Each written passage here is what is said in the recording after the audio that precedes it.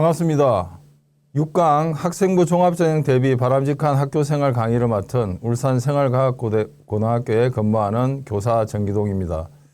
최근 서울 주요 16개 대학에 교과 전형보다 종합전형이 3배 이상 선발을 하고 있으며 또한 주요 대학의 교과 전형에 학생부 종합전형에 서류평가 요소가 포함되는 등 학생부 종합전형이 대세의 전형으로 자리 잡고 있습니다. 그래서 이와 같은 학생부 종합전형을 어떻게 하면 잘 준비할 수 있을까에 대한 강의를 시작하도록 하겠습니다. 먼저 목차입니다. 첫 번째로 최근에 발표된 내용을 포함해서 고등학교 교육과정에 대해서 말씀을 좀 드리겠고요. 두 번째로 학생부 종합전형의 특징에 대해서 살펴보도록 하겠습니다. 세 번째로는 본론으로 들어가서 바람직한 학교생활 관리에 대해서 세부적인 내용별로 말씀을 드리겠고요. 마지막으로 활동 계획 및 사례 연구에 대해서 또 살펴보도록 하겠습니다. 제1장 고교 교육과정에 대한 이해입니다. 최근 2023년 12월 27일 교육부에서 2028 대학 입시제도 개편 학정안을 발표를 하였습니다. 물론 지금 고등학생들하고는 상관이 없습니다. 하지만 학생부 종합전형을 살펴보고자 하는 중학생들이나 중3 학생들은 내용이 포함되기 때문에 아울러서 설명을 드리도록 하겠습니다. 2015 개정교육과정을 지금 진행하고 있고요. 학생중심 선택교육과정입니다. 그 다음에 2022년 2022 개정교육과정은 진로 적성 맞춤형 선택교육과정이 되겠으며 이 2022 개정교육과정은 지금 현재 중3 학생들에게 해당이 되는 내용입니다. 교육과정이 발표되고 나면은 3년 뒤에 시행이 되기 때문에 2025년부터 전면 시행이 된다 이렇게 보시면 되고요. 그 다음에 지금 부분적으로 시행하고 있는 고교 학점제를 시행하고 있는데 192학점으로 이렇게 진행이 되고 있습니다. 2025년이 되면은 1, 2, 3학년 공이 전체적으로 192학점으로 전면 시행이 되게 되어 있습니다. 지금 현재 고1 학생들은 현행 내신 평가 체제와 동일하게 진행이 되고요. 수능도 마찬가지로 현행과 동일하게 진행이 됩니다. 내신 성적 평가에 대해서 살펴보면 지금 현재는 1학년 공통 과목은 상대평가 9등급이고요. 그 다음에 2, 3학년 일반 선택 과목도 역시 상대평가 9등급으로 진행이 되고 있습니다. 2, 3학년에서 배우는 진로 선택 과목 같은 경우에는 ABC 절대평가로 이렇게 비율로 표시가 되고 있습니다. 그 다음에 현재 진행되고 있는 수능도 마찬가지 국어 수학의 공통 과목과 선택 과목이 이렇게 되어 있고요. 그 다음에 탐구 영역도 마찬가지 상대평가로 진행이 되고 있습니다. 현재 절대평가로 진행되는 영어, 한국사, 제2외국어가 있습니다. 현행 수능과 내신 평가 체제는 2027년까지 대입까지 진행이 됩니다. 이에 반해서 2022 개정교육과정은 지금 현재 중3에 해당이 되고요. 그 다음에 이 친구들은 성적평가가 1, 2, 3학년 보통 및 전문교과는 상대평가 5등급으로 이렇게 내신평가 체제가 바뀐다는 거 꼭 알아두시고요. 그 다음에 사회과학 융합선택 과목에 대해서는 상대평가 석차 등급이 미기재된다는 사실도 꼭 알아두셔야 될 것 같습니다. 그 다음에 수능도 많은 변화를 겪게 됩니다. 국어, 수학, 탐구가 공통 과목으로 선택 과목이 아닌 공통 과목으로 진행이 되고요. 그 다음에 상대평가로 평가를 하게 됩니다. 그 다음에 현행 영어, 한국사, 제2외국어는 똑같이 절대평가로 진행이 됩니다. 과목별 성적 산출 및 대학 제공 방식에 대해서 살펴보면 2022 개정교육과정의 내용은 보통교과와 전문교과에서는 원점수, 성취도, 그 다음에 석차 등급 5등급으로 제공이 되고요. 그 다음에 앞서 말씀드린 대로 사회과학 융합선택 과목은 상대평가 석차 등급이 기재가 되지 않습니다. 체육, 예술 및 과학, 탐구, 실험과 교양은 현행대로 진행이 된다고 보시면 되고요. 그 다음에 밑에 보시면 각 5등급에서 등급별 비율을 보시면은 1등급은 10%, 그러면 현행 그 9등급제에서는 1, 2등급에 아우르는 그런 정도가 되겠습니다. 그 다음에 2등급은 24%, 3등급은 32%, 4등급은 24%, 5등급은 10%가 되겠습니다.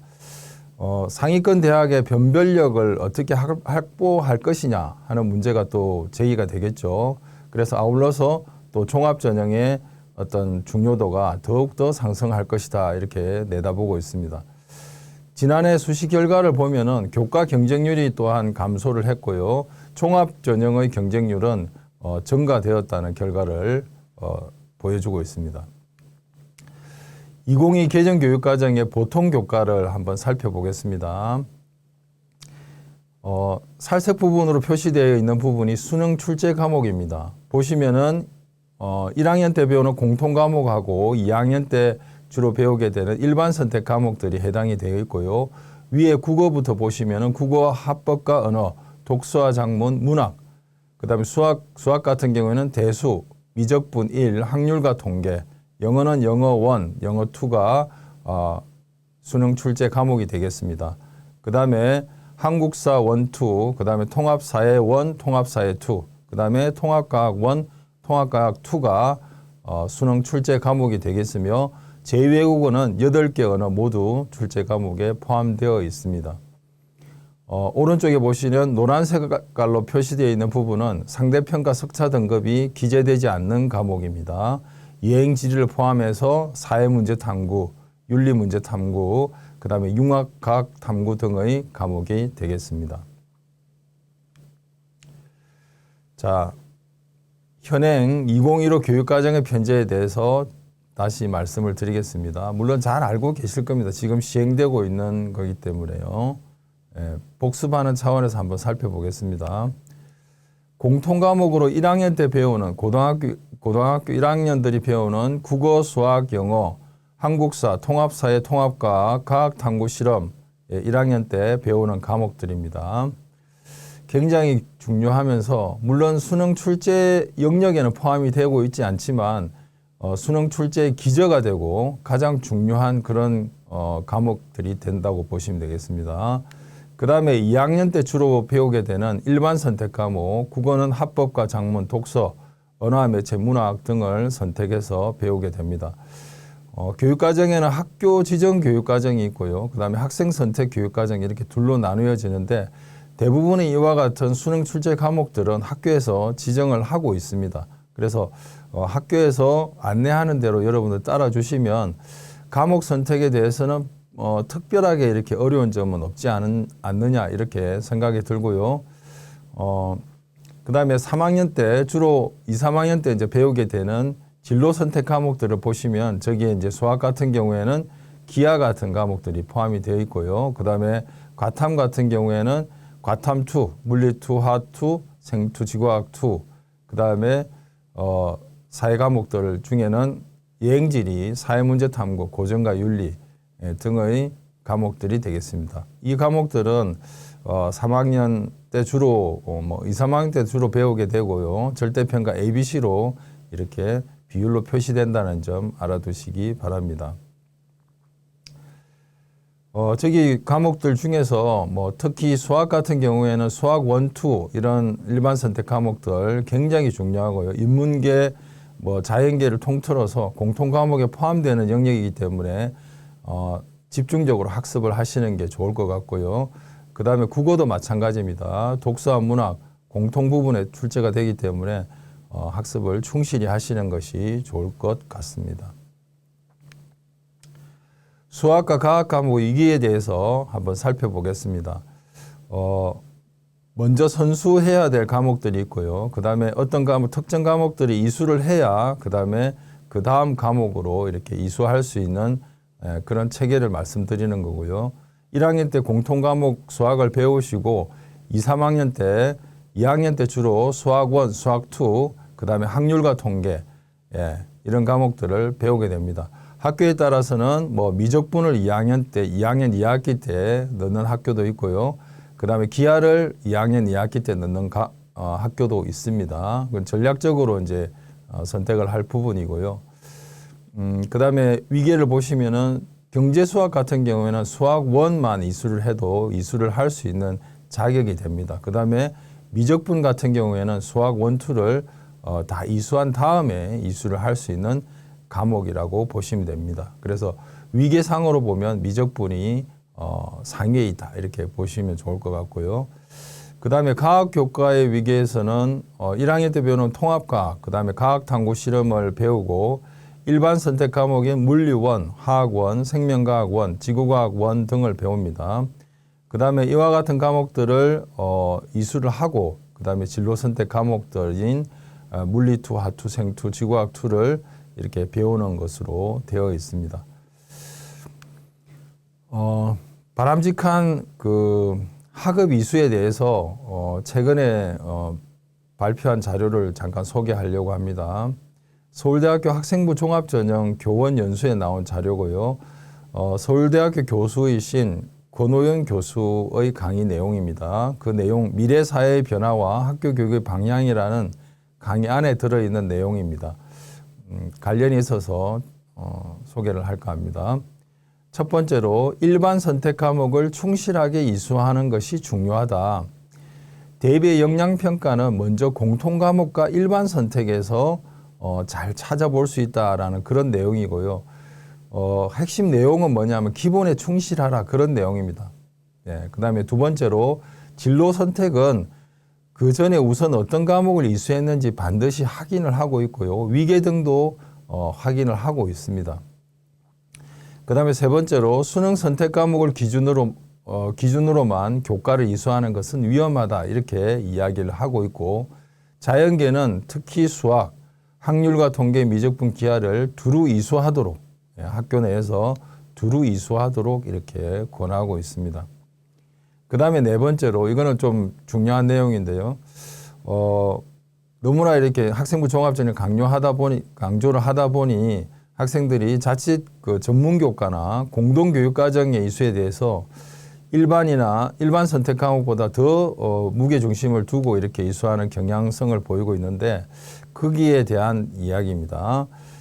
전문교과나 공동교육과정의 이수는 관심사의 확장으로 접근을 한다. 그래서 지나친 스펙화는 불필요하다 이렇게 이야기를 하고 있습니다. 그래서 일반 선택 과목들을 충실히 이수하지 않고 전문교과나 공동교육과정을 화려하게 이수하는 것은 좀 맞지 않다, 어색하다 이렇게 평가관들 사이에서도 이야기를 하고 있습니다. 다섯 번째로 교양 과목과 예체능, 제2외고 등 관심이 가는 과목들도 이수를 하시라 하는 얘기입니다. 대입에서 학업 역량보다 학업 태도 및 관심사와 연결되어 있다 이렇게 보고 있습니다. 그 다음에 또 거기에 관련해서 기사 자료를 조금 소개하려고 합니다. 인터넷 신문 기사인데요. 경기 다산고 조만기 교사는 기초를 다진 뒤 이를 바탕으로 흥미적성에 맞는 분야를 확장해 나가는 것이 진로 탐색이다. 수학 교과로 보면 수학 1, 2, 확률과 통계, 미적분, 기하이다. 특히 자연계열 전공 희망 학생들이 이들 과목을 건너뛰고 수학 과제 탐구, 경제 수학, 고급 수학을 듣는 것은 바람직한 선택이라고 보기 어렵다 이렇게 말씀을 하셨고요. 또한 연세대 박정선 책임 입학사정관은 선택 과목은 기본이 되는 과목들을 얼마나 충실히 했느냐부터 살핀다라고 했습니다. 그래서 학습 부담이나 석차 등급의 유불리 때문에 일반 선택 과목을 피해서 진로 선택 과목을 다수 선택하는 것은 지양해야 한다 이렇게 이야기를 하고 있습니다. 자, 그러면 교육과정에 대한 여러분들이 이해도를 한번 평가를 해보겠습니다. 자, 첫 번째 퀴즈입니다. 종합전형으로 더 유리한 과목은 미적분일까요? 경제수학일까요? 다른 조건은 없습니다. 예, 미적분이라고 보시면 되겠습니다. 아까 위계상으로 봤을 때도 수학 1, 2를 이수한 다음에 이수를 하는 미적분이 종합전형 측면에서 보면은 더욱더 충실한 선택이라고 보여집니다. 그 다음에 자연계열 학생들한테 유리한 부분은 탐구를 많이 수강하는 것일까요? 아니면 진로 선택 과목을 많이 수강하는 것일까요? 네, 탐구를 많이 수강하는 것이 더 유리하다고 이야기를 하고 있습니다. 아까도 말씀드렸다시피 일반 선택 과목들, 그 다음에 탐구를 무시하고 진로 선택이나 공동교육 과정에 이렇게 무게중심을 두는 것은 좋지 않다. 아까 앞서 말씀을 드렸죠. 예, 세 번째 문제입니다. 상경계열에 더 좋은 평가를 받는 과목은 무엇일까요? 네, 경제수학과 실용수학 중에서 어느 것이냐 하면요, 경제수학이 되겠습니다. 실용수학 같은 경우에는 특성화고 학생들이 주로 배우게 되는 그런 과목이다 보시면 되겠고요. 자, 네 번째로 기하 과목을 듣지 않고 올 1등급인 학생에 대해서 대학에서는 어떤 식으로 평가를 하고 있을까요? 도전적인 학생으로 볼까요? 아니면 내신만 좀 내신 관리에 유리한 과목만 선택한 학생으로 볼까요? 네, 내신만 관리한 학생이다. 좀 어려운 과목을 피하고 내신 관리에만 좀 이렇게 신경을 쓴 학생이다. 이렇게 보는 거죠. 올 1등급이라고 해도 의대에 떨어지는 경우가 많습니다. 선택 과목을 어떤 과목을 선택했는지가 더욱더 중요하다고 보여집니다. 자, 다섯 번째로 의예과에서는 어떤 학생을 합격자로 선택을 하게 될까요? 물투, 화투, 생투를 다 이수한 학생, 그에 비해서 생투, 지투, 그 다음에 논술을 이수한 학생, 어떤 학생을 더 유리한 학생으로 볼까요? 네, 물투, 화투, 생투, 일반 선택 과목을 충실히 이수한 그런 학생들을 더 좋아한다고 합니다. 이 자료는 배영준 선생님이 쓰신 책에서 제가 인용을 했습니다. 자, 2장 학생부 종합전형의 특징에 대해서 한번 살펴보겠습니다. 사회 환경이 급격하게 변화를 하고 있고요. 지금 현재 직업의 한 30% 정도가 2030년 정도 되면은 사라진다고 합니다. 최근에 휴게소에 들리면 자동화 로봇이 커피를 이렇게 만드는 것을 볼 수도 있고요. 최근에는 조리까지도 라면도 끓인다고 하네요. 그래서 사회적인 변화가 급격하게 이루어지고 있는데, 그래서 이와 같은 이제 4차 산업혁명 사회에서는 융복합을 통한 새로운 가치를 창출할 수 있는 그런 것들이 대세가 되고요. 그 다음에 핵심 역량도 기존의 읽기, 쓰기, 산술 이런 거에서 창의성이라든가, 그 다음에 비판적 사고력, 그 다음에 의사소통, 그 다음에 협동 이런 것들을 강조를 하고 있다고 합니다. 거기에 발맞춰 학교 교육도 학생 성장과 참여 중심 수업, 창의력 및 사고력 중심의 가정 평가가 중요시 되고 있는 상황이고요. 그러므로 인해서 인재상도 또한 바뀌었습니다. 창의력과 사고력, 문제 해결력, 공감 능력, 연대의식을 갖춘 민주시민으로 인재상도 변화를 하고 있고요. 오른쪽 위에 있는 저 부분은 모 대학의 인재상이 되겠습니다. 조금 이따가 다시 설명을 드리겠습니다. 2015 개정교육과정의 과목별 핵심 역량도 앞서 이야기한 인재상에 부합하는 역량에 부합하는 것들로 다 채워져 있다고 보시면 되고요. 관련되어 있는 것끼리 제가 색깔로 이렇게 통일을 한번 해보았습니다. 앞서 이야기한 내용들이 다 과목별로 다 들어있다는 것을 알 수 있겠고요. 국어과 같은 경우에 비판적 사고 역량, 창의적 사고 역량, 그 다음에 의사소통 역량, 그 다음에 공동체 대인관계 역량, 이런 역량들이 중요하고요. 수학과 같은 경우에는 문제 해결 능력, 그 다음에 추론 능력, 의사소통 능력, 창의 융합 능력, 이런 것들이 중요하다고 보여집니다. 영어과에서는 뭐 영어 의사소통 역량하고요. 그다음에 공동체 역량, 지식 처리 역량 등 이런 것들이 되겠고요. 사회과는 창의적 사고력, 비판적 사고력, 문제 해결력 및 의사 결정력, 의사소통 능력 및 협업 능력 이런 것들이 중요한 역량이 되겠습니다. 과학과 같은 경우에는 과학적 사고력, 그 다음에 과학적 문제 해결력, 그 다음에 과학적 의사소통 능력 등이 중요 핵심 역량이 되겠습니다. 역량에 대해서 잠깐 제가 자료를 한번 찾아봤습니다.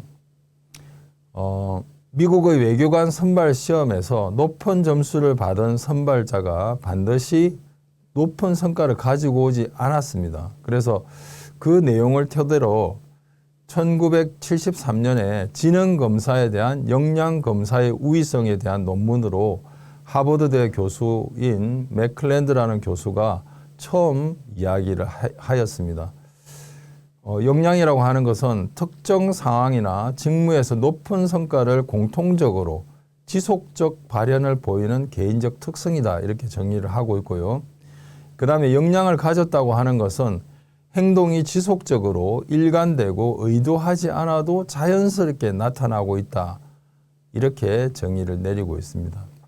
또한 스펜스 앤 스펜스라는 학자는 빙산 모형으로 이를 설명을 하고 있는데요. 우리가 표면적으로 드러나는 스킬과 지식은 뭐 학교 같으면은 뭐 교과 성적이 되겠죠. 자, 거기에 비해서 자아 개념이나 성격적 특질, 동기 이런 것들은 겉으로 드러나지 않지만 굉장히 중요한 요소라고 보고 있습니다. 그래서 학생부 종합전형에서 역시 중요하게 생각하는 저런 자아 개념이나 성격적 특질, 그 다음에 수치적으로 드러나지 않는 그런 개인적 특성 이런 것들을 더욱 중요하게 보고 있고요. 앞서 이야기한 내용 중에서 중요한 핵심 키워드는 지속적으로 나와야 되고 그 다음에 자연스럽고 일관성을 가지는 그런 특성이 되겠습니다. 거기에 대해서 살펴봐야 되겠죠. 서울대 컨퍼런스에 나온 인재상과 역량에 대한 이야기입니다. 서울대 인재상은 비판적 사고력을 바탕으로 창의융합적 사고를 통해 새로운 지식을 창출할 수 있고 공동체 일원으로 협력하고 배려의 인성을 갖춘 융합적 인재로서의 성장 가능성을 지닌 학생이라고 인재상을 이야기하고 있습니다. 앞서 이야기한 우리가 그 4차 산업혁명 사회에서의 인재상과 동일하다 보시면 되겠고요. 각 교과물 역량에서 드러난 그런 어떤 역량들을 다 포함하고 있다 이렇게 보시면 되겠습니다. 컨퍼런스에서 소개한 설문 결과를 잠깐 이야기하겠습니다. 학생들에게 꼭 필요한 역량, 어떤 역량을 좀 가졌으면 좋겠냐 하는 설문에 제일 1순위가 학습 경험에서 드러나는 문제 해결 능력이다 이렇게 이야기를 하였습니다. 그래서 학습을 굉장히 강조하고 있고 그 학습의 경험에서 그러니까 수업이나 자기주도적 학습에서 드러나는 학생의 문제 해결 능력이 가장 중요하다 이렇게 교수님들은 보고 있다는 겁니다. 그 다음에 두 번째로 교과 학업 수행에 필요한 도전의식과 근성 이런 것들도 꼭 필요한 역량이라고 보고 있고요. 세 번째로 글쓰기 능력, 그 다음에 네 번째로 개념 이해를 우선으로 하는 지적 능력 이런 것들을 좀 배양했으면 좋겠다. 그 다음에 독서 소양도 꼭 필요한 그런 역량이 되겠다 이렇게 이야기를 하고 있습니다. 전 과목 성적의 우수성에 대해서는 뭐 20위권 밖으로 이렇게 밀려나 있고요. 뭐 당연히 서울대 지원하는 친구들은 뭐 1등급 극초반대 학생들이 대부분일 테니까 그런 전 과목 성적의 우수성보다는 저런 어떤 역량에 대해서 집중을 하고 있다 이렇게 보시는 것이 좋을 것 같습니다. 입학사정관에게 설문한 결과, 그 결과에 대한 종합전형 가이드북에 나와 있는 자료입니다. 보통 저도 이제 상담을 하면은 많은 학생들이나 학부모님들이 이와 같은 질문들을 많이 한 내용들이라서 소개를 할까 합니다. 세부 능력 및 특기 사항에서 선호하는 기록 방식이나 특정 내용이 있다면 무엇입니까? 이렇게 이야기를 많이 물어봅니다. 학생들이 주어진 기회를 얼만큼 스스로 활용해서 노력을 했는지, 그 다음에 어떤 동기와 의지를 가지고 활동하였으며 그로부터 얼마만큼 성장을 이루었는지에 대해서 초점을 맞추고 있다 이렇게 이야기했고요. 다양한 여건 속에서 최대한 역량을 발휘해서 성장한 학생의 모습을 보고 싶다. 그 다음에 수업 시간의 주제나 특정 활동에 대한 자세한 서술보다는 학생 개개인의 학업 태도 및 성취 과정에 대한 내용을 기록해 주시면 좋겠다 이렇게 이야기했습니다. 즉 다시 말해서 수업 내용보다는 학생의 개개인이 드러날 수 있는 어떤 태도, 그 다음에 변화, 성장 이런 것들이 세특에 기록이 되었으면 좋겠다 하는 내용입니다. 그 다음에 두 번째로 특목고에 비해서 일반고가 좀 불리한 점은 없느냐, 열악한 환경인데 불리한 점은 없는가 이런 질문들이 많이 있었습니다. 거기에 대해서 대학 관계자들은 이렇게 이야기를 했습니다. 고등학교에 대한 평가가 아니라 개인의 역량에 대한 평가이다.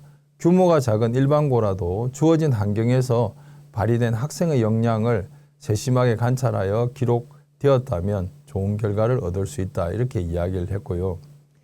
그 다음에 다양한 분야의 활동 참여를 하는 것이 좋으냐 아니면 특정 분야의 심화 활동을 하는 것이 더 좋은 평가를 받느냐 이렇게 또 질문을 하였습니다. 거기에 대해서는 중요한 것은 각각의 활동 속에서 본인이 어떠한 과정을 거쳤는지 그 과정을 무엇을 통해 배웠는지 그 다음에 추후 배움을 통해서 어떤 결과가 얻은 결과가 어땠는지 그런 연계적인 부분이 더욱더 중요하다. 다양한 분야의 활동을 하든 특정 영역의 심화 활동을 하든 그것은 중요하지 않다 이렇게 이야기를 하고 있고요. 단지 그 내용이 중요하다. 그 과정이 중요하다 이렇게 보시면 되겠습니다. 자, 그 다음에 학생부 기록의 변화 다 알고 있는 내용입니다. 다시 한번 정리를 하는 개념에서 말씀을 드리겠습니다. 교과 세특 부분에서는 방과 후 수강 내용은 당연히 기재가 안 되고 있고요. 영재 발명 교육 실적 대입에 미반영된다고 이렇게 발표를 했고요. 그 다음에 종합외교는 기존 그대로 연간 500자로 가고요. 자율활동 마찬가지고요. 동아리 활동 중에서는 자율동아리가 대입에 미반영이 되고 청소년 단체도 미기재가 됩니다. 그 다음에 봉사활동 같은 경우에 개인 봉사 실적이 대입에 미반영되고 있고요. 학교 교육에 의한 교사 지도에 의한 그런 실적은 반영이 된다고 합니다. 학교 안에서의 어떤 반장으로서의 어떤 봉사활동, 그 다음에 급식 도우미로서의 봉사활동, 환경 도우미로서의 봉사활동 이런 봉사활동은 하시는 것이 좋고요. 교외 활동은 하시지 않는 것이 좋을 것 같습니다.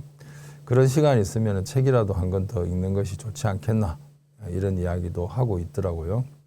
그 다음에 진로 활동은 기존 그대로 연간 700자고요. 그 다음에 진로 희망 분야는 대입에서 반영이 되고 있지 않습니다. 단지 진로 활동을 통해서 진로 활동에 적혀 있는 그 특기 사항을 통해서 학생의 진로 방향성은 분명히 파악이 되고 있는 부분이고요. 그 다음에 수상 경력하고 독서 활동 이런 부분들은 대입에 반영이 되지 않습니다. 학생부 세부 항목에 대한 평가를 어떻게 하느냐에 대한 이야기를 잠깐 드리도록 하겠습니다.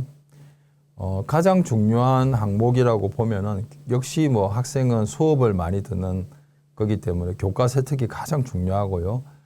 객관적인 그 선생님들의 어떤 평가 이런 것들은 이루 말할 수 없이 중요하다 이렇게 보여집니다. 그래서 각 과목별 선생님이 말씀하신 학생의 모습 이런 것들이 일관성과 지속성과 그 다음에 자연스러움을 갖춘다면 엄청난 시너지를 발생시킬 수 있다 이렇게 보여지고요. 관련 교과 성적을 포함해서 그런 활동 내용들에 주안점을 두고 있다 이렇게 보시면 되겠고 아울러서 자신의 관심 분야의 동아리 활동에서는 어떤 활동을 했는지 이 학생의 관심사는 무엇인지 이렇게 확인을 하게 되겠습니다. 그 다음에 종합의견은 담임 선생님이 적어주시는 부분이고요. 물론 수시에서는 3학년 종합의견은 포함이 되어 있지 않습니다. 1, 2학년 두 분의 담임 선생님께서 학생에 대한 어떤 종합적인 평가, 그 평가가 상당히 그 학생의 특징을 잘 요약하고 있는 부분이기 때문에 이 또한 중요한 부분이 된다고 보여집니다. 그 다음에 독서가 아까 앞서 미반영이 된다고 했지만 교과 활동과 관련된 독서 활동은 창체나 세특에 기재를 할 수가 있습니다. 그래서 꼭 독서를 통한 어떤 지적 호기심, 자기주도적 학습 능력 이런 것들은 꼭 발휘하시는 게 좋을 듯 합니다. 2025 학생부 종합전형 서류평가에 대해서 다시 정리를 한번 해보았습니다. 건국대, 경희대 같은 경우에는 진로 역량을 더 중점적으로 이렇게 보고 있고요. 저게 빨갛게 표시되어 있는 부분은 비율이 더 높고 중점적으로 본다는 그런 표시입니다. 그 다음에 고려대 같은 경우에 학업 우수 전형은 학업 역량을 주로 중점적으로 50% 비율로 보고 있고요. 계열 적합형은 진로 역량을 40% 정도로 더 중요하게 보고 있다고 합니다. 그 다음에 국민대 같은 경우에도 진로 역량을 45%, 그 다음에 기타 역량으로 자기주도성 같은 것들을 본다고 합니다. 동국대 역시 진로 역량을 굉장히 많이 반영하는 대학입니다. 50%나 반영을 하고 있습니다. 다음으로 서강대 같은 경우에는 학업 역량을 50%로 반영하는 대학이 되겠습니다. 지금 학생부 종합전형의 서류평가 요소에 대해서 각 대학별로 살펴보고 있습니다. 서울가기대는 진로 역량을 45%, 서울대 같은 경우에는 학업 역량에 굉장히 중요성을 두고 있고요. 동그라미로 표시되어 있는 것은 앞서 대학들처럼 저렇게 비율로 명확하게 이야기를 하고 있지 않기 때문에 동그라미로 이렇게 표시를 했습니다. 기타 역량으로 학업 태도가 있고요. 그 다음에 서울시립대 같은 경우에는 면접 전형은 진로 역량, 서류 전형 같은 경우에 진로 역량을 50%나 이렇게 더 많이 반영을 한다고 합니다. 그 다음에 성균관대학교는 50%를 학업 역량에 집중적으로 두고 있고요. 기타 역량으로는 잠재 역량과 자기주도성을 두고 있습니다. 연세대학 같은 경우에도 학업 역량과 진로 역량, 그 다음에 이화여대는 진로 역량을 중점적으로 보고 있고요. 중앙대학 같은 경우에는 융합 전형 같은 경우에는 융합형 같은 경우에는 학업 역량을, 탐구형 같은 경우에는 진로 역량을 중점적으로 본다고 합니다. 한양대 같은 경우는 학업 역량을 50%나 반영을 하고 있습니다. 서울 주요 대학의 학생부 종합전형 서류평가 요소를 살펴보면 최상위 주요 대학들은 주로 학업 역량에 무게중심을 두고 있고요. 그 다음 대학들은 차상위 대학들 같은 경우에는 진로 역량에 방점을 두고 있다. 그 다음에 두 개의 어떤 학생부 종합전형으로 되어 있는 투트랙을 쓰는 대학들 같은 경우에는 하나는 학업 역량에 중점을 두고 또 하나는 진로 역량에 이렇게 중점을 두고 있다. 이런 특성을 보실 수 있습니다.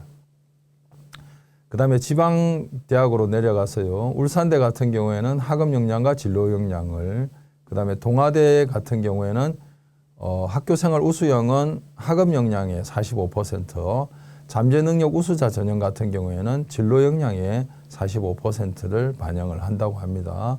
부경대 학업 역량, 진로 역량 비슷하고요. 부산대도 마찬가지입니다. 그 다음에 경상국립대는 학업 역량에 중점을 두고 있고요. 경북대, 계명대, 영남대는 진로 역량의 40에서 50%의 비율로 반영을 한다고 합니다. 그 다음에 강원대, 충남대, 충북대는 학업 역량에 더 무게중심을 두고 학생들의 서류를 평가한다고 합니다.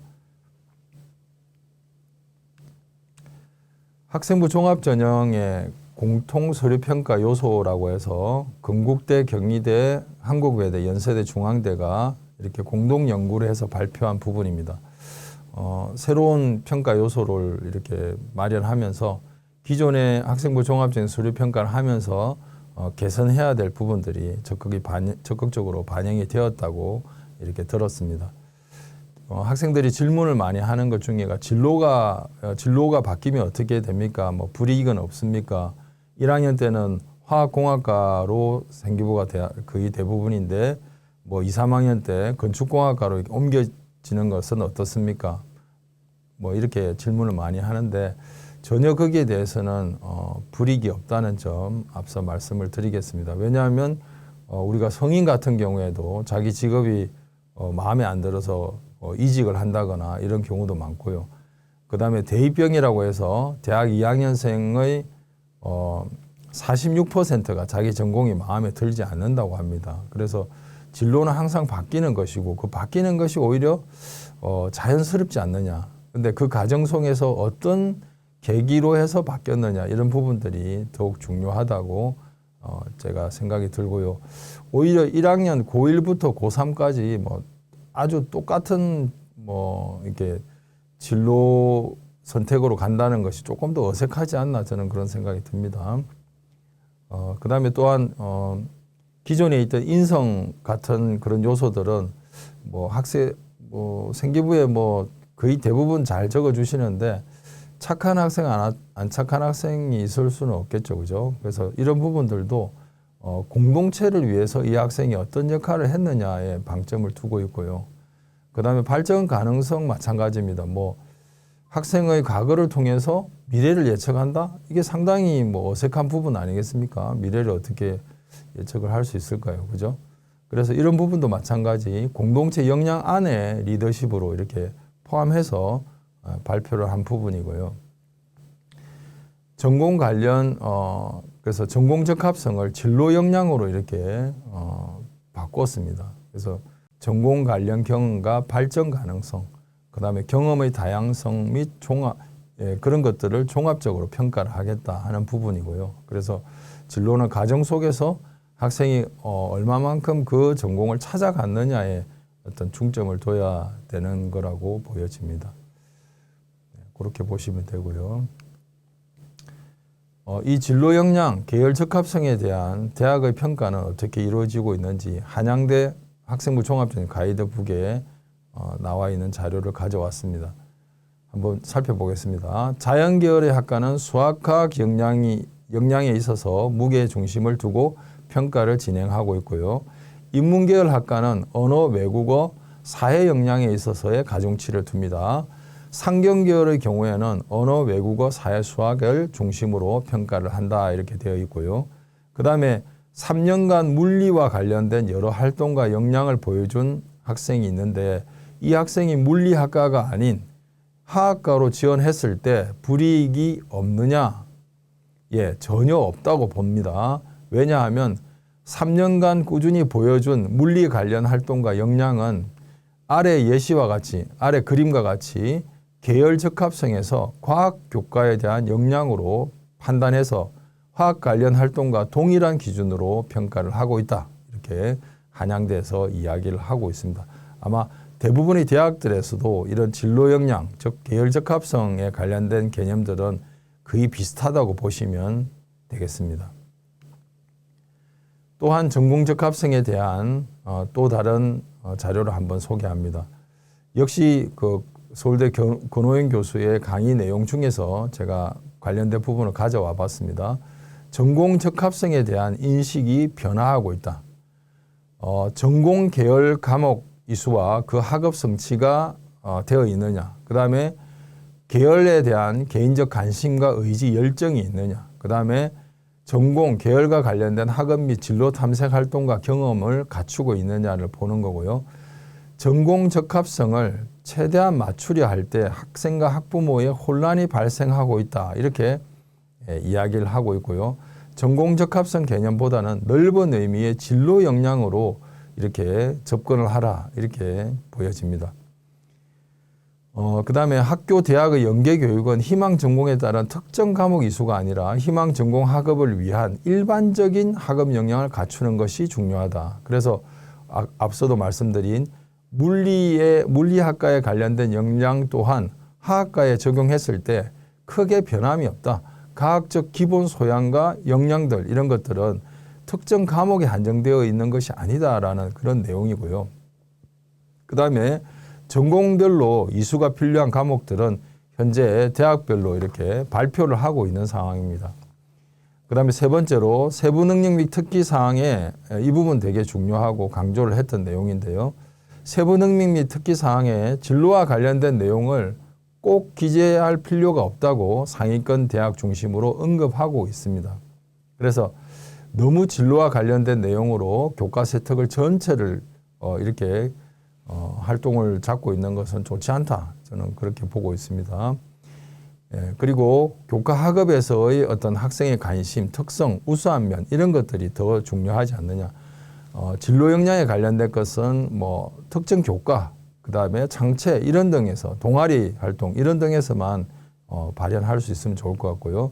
특정 과목에서는 그 과목의 성취 기준하고 그 과목에서 필수적으로 배워야 하는 부분들을 잘 배웠는지 이런 것들이 더욱더 중요하다고 보여집니다. 서울대에서 발표한 핵심 권장 과목 및 권장 과목 예시를 가져왔습니다. 전공별 연계 교과 이수 과목을 제시를 했고요. 지정 과목 이수를 서류 평가와 정시 교과 평가에 반영하겠다라고 발표를 했고 또 지난해 그렇게 평가를 하였습니다. 어떤 분야에 관심이 있는지, 대학에서 어떤 전공을 할 것인지를 결정하고요. 지원자가 전공 역량을 키우기 위해서 어떤 과목을 이수했는지가 중요하게 평가가 됩니다. 경제학부 같은 경우에는 미적분 확률과 통계가 권장 과목에 들어있고요. 그 다음에 수리과학부 같은 경우에는 당연히 수학 전 과목을 이수를 해야 되겠고요. 약학 계열 같은 경우에는 화투, 생투, 그죠? 그 다음에 권장 과목으로는 미적분과 확률과 통계가 들어있습니다. 의예과 같은 경우에는 핵심 권장 과목에는 생명과학 1만 들어있지만 권장 과목에 생명과학 2, 미적분, 확률과 통계, 기하가 다 들어있습니다. 그래서 권장 과목도 무시할 수 없는 과목이기 때문에 뭐 자연계열 의예과 가는 친구들은 미적분, 학통, 기하까지 다 하시고 그 다음에 생명과학 1, 2는 기본적으로 다 해야 된다. 이렇게 보시면 좋을 것 같습니다. 기계공학부 같은 경우에는 물리2 핵심 권장 과목으로 있고요. 미적분, 기하 당연한 것 같습니다. 권장 과목으로 확률과 통계가 들어있습니다. 그 다음에 컴퓨터공학부 미적분, 확률과 통계를 핵심 권장 과목, 그 다음에 원자핵공학과는 물리2 미적분을 핵심 권장 과목으로 두고 있습니다. 그 다음에 나머지 학과들은 참고하시면 되겠습니다. 또한 최근에는 경희대, 고려대, 성균관대, 연세대, 중앙대도 이런 권장 과목에 대해서 핵심 과목과 권장 과목 두 가지로 이렇게 나눠서 발표를 했는데요. 핵심 과목 같은 경우는 필수 이수를 전제로 하고 있고 권장 과목 같은 경우에는 가급적 이수를 하는 게 좋겠다라고 이렇게 이야기를 하고 있습니다. 먼저 컴퓨터 관련 학과는 미적분, 기하를 핵심 과목으로 가지고 있고요. 권장 과목으로는 확률과 통계, 인공지능, 수학이 들어있습니다. 기계 관련 학과들은 미적분, 기하, 물리 1, 2, 화학 1, 그 다음에 권장 과목으로 확률과 통계, 화학 2를 권장 과목으로 가지고 있고요. 그 다음에 전기전자 관련 학과들은 미적분, 기하, 물리 1, 2, 화학 1, 기계공학과랑 기계 관련 학과랑 동일합니다. 그 다음에 확률과 통계 이렇게 권장 과목으로 두고 있습니다.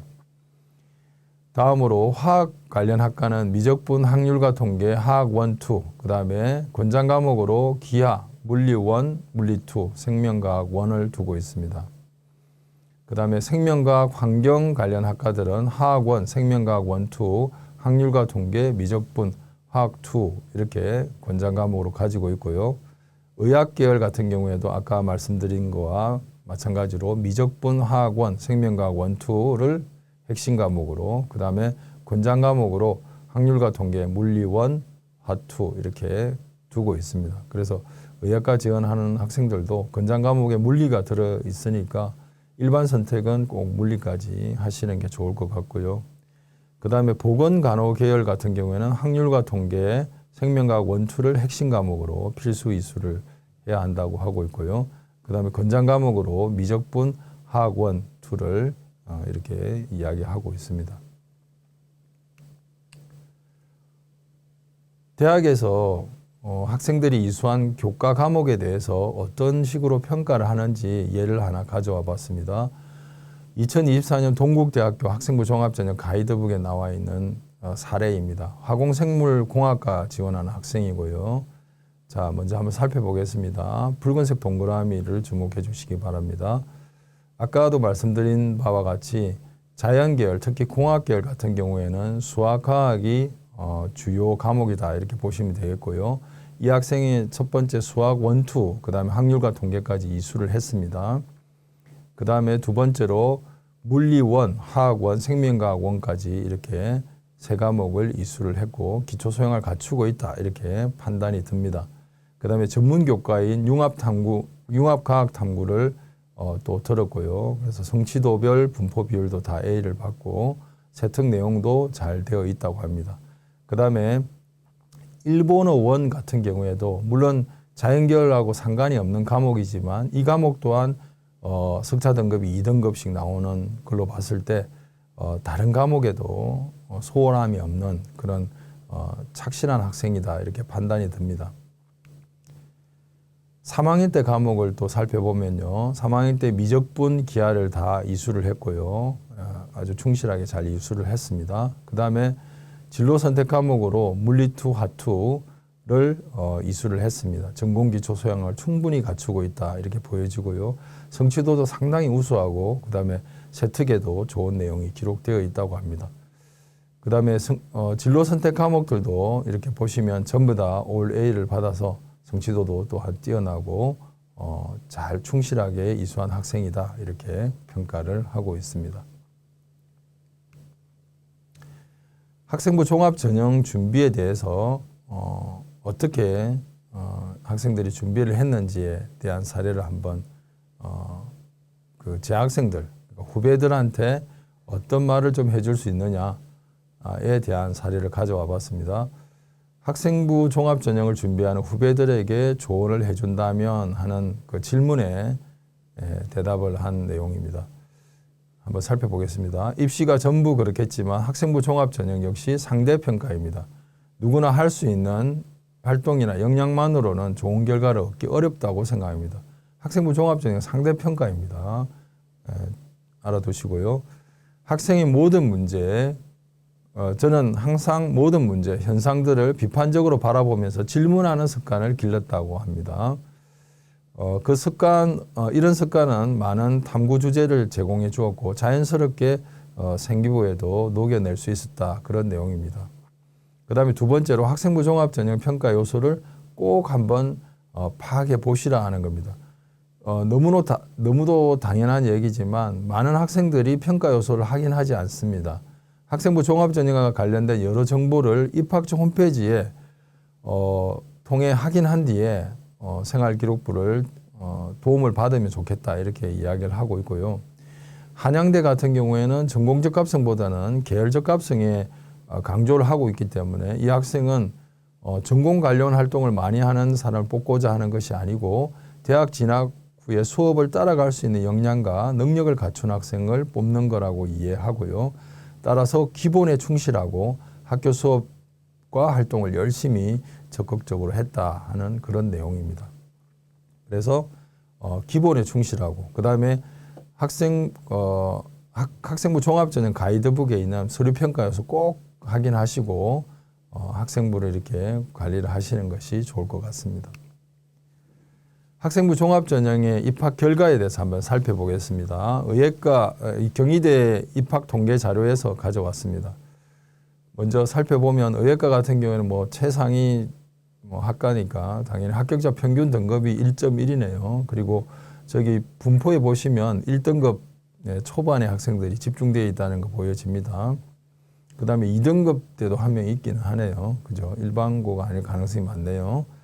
그 다음에 한약학과 한번 보겠습니다. 한약학과는 합격자 평균 등급이 1.9입니다.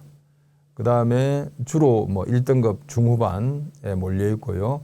그 다음에 간호학과, 자연계열 간호학과 같은 경우에는 합격자 평균 등급이 1.7이고 학생들도 1등급 후반에서 2등급 사이에 다 분포를 하고 있습니다. 주로 일반계 고등학교라 보시면 좋을 것 같고요. 자, 이 학생들의 이 세 과의 학생부 종합전형 서류평가 요소, 서류평가 결과를 한번 살펴보겠습니다.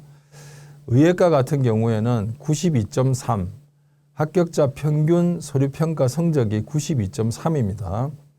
한약학과 같은 경우에는 93.5이고요. 그 다음에 자연계열 간호학과가 94.8입니다. 자, 아까 말씀드린 대로 학생부 종합전형 평가는 상대평가라고 그러겠죠. 그래서 학과별로 이거를 절대치로 놓고 비교할 수는 없습니다. 다시 말씀드리자면 간호학과의 서류가 과연 의예과의 서류보다 더 뛰어날까요? 제가 봤을 때는 그렇지는 않을 것 같습니다. 지원하는 학생들의 서류 중에서 중심적으로 이렇게 평가를 했을 때 평균을 잡으면 그렇게 나온다는 것이죠. 예, 그렇게 이해를 하시는 게 좋을 것 같습니다.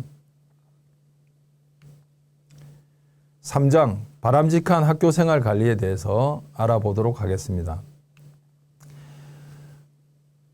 최근에 그 헤럴드 경제에 실린 기사입니다.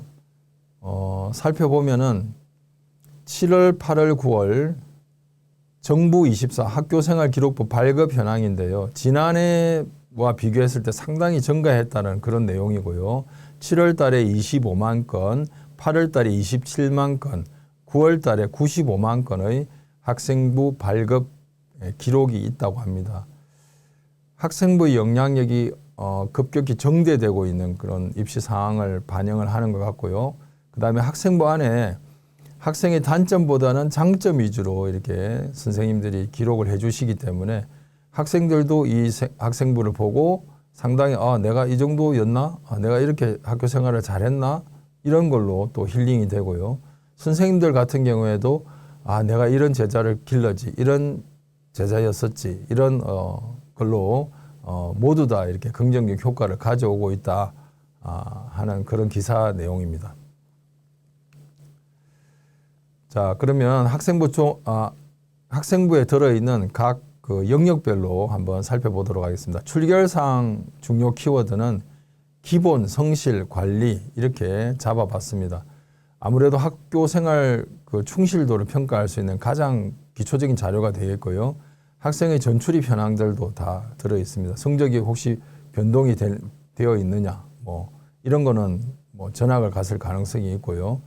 그 다음에 질병 결석 같은 경우는 특별히 불이익은 없습니다만, 자정 결석은 또 자기 관리 분야에 조금 이렇게 요소가 영향이 있겠죠. 그 다음에 특히 미인정 결석이나 지각 같은 경우에는 상당히 부정적인 요인이 됩니다. 그래서 다수의 미인정은 절대 있어서는 안 되겠고요.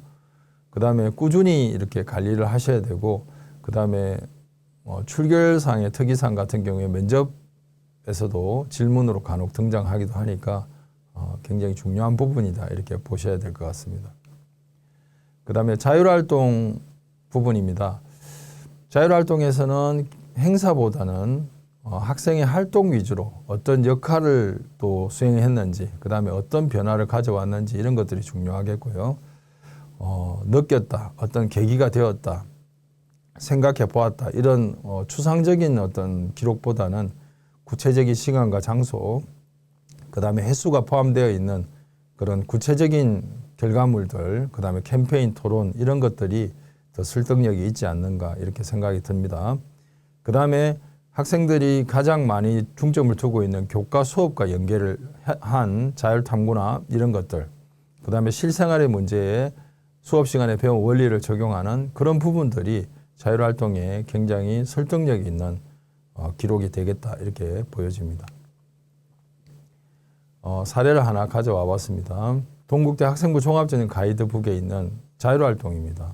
언뜻 보시면 동아리 활동 같이 보이지만 자율탐구 활동, 현재 학교에서 시행하고 있는 자율탐구 활동에 대한 그런 기록이고요. 최근 자율활동은 이런 학교 행사 활동보다는 자율탐구 활동에 의한 교과나 진로 활동에 대해서 많은 기록들을 보이고 있다라고 숙명여대 입학사정관께서 그렇게 또 말씀을 하셨다고 합니다. 살펴보면은 비교문학탐구, 문학사를 학습하면서 문예사조의 변천에 많은 관심을 갖게 되었고요.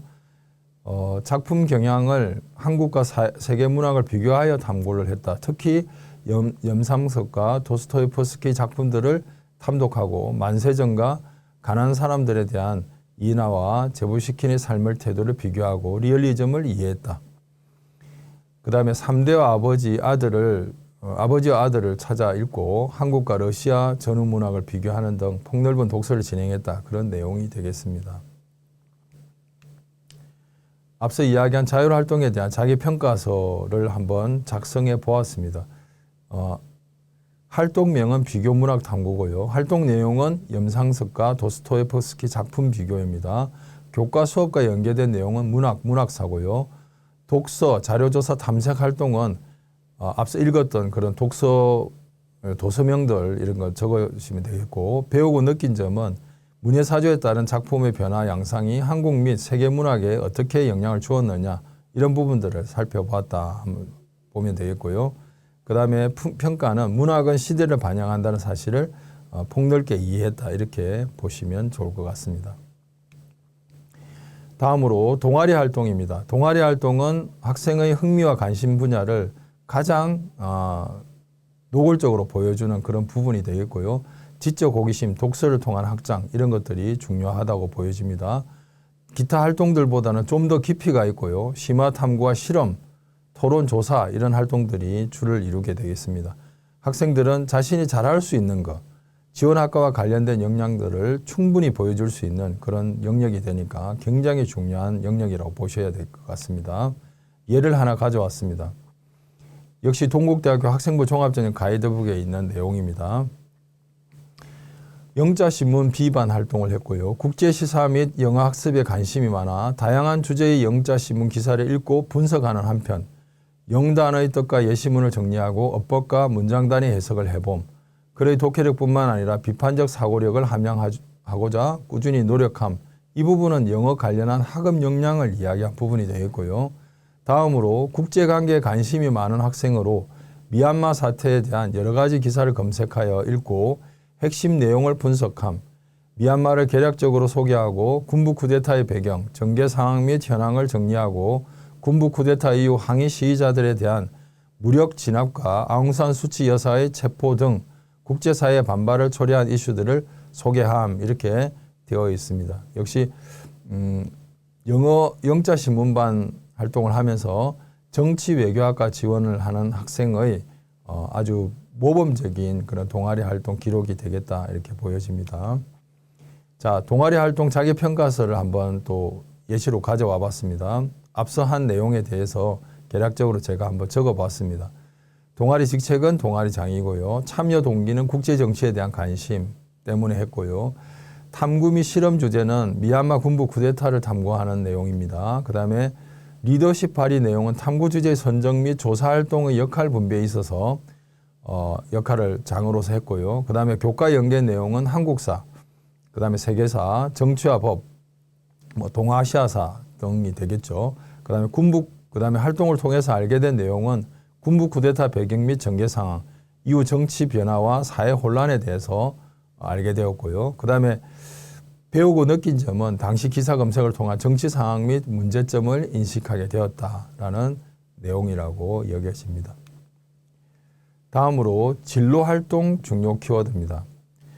진로활동은 앞서 말씀드린 대로 과정이 중요한 활동으로요. 700자가 기록이 되는 부분이고 상당히 많은 활동들이 들어갈 수 있습니다.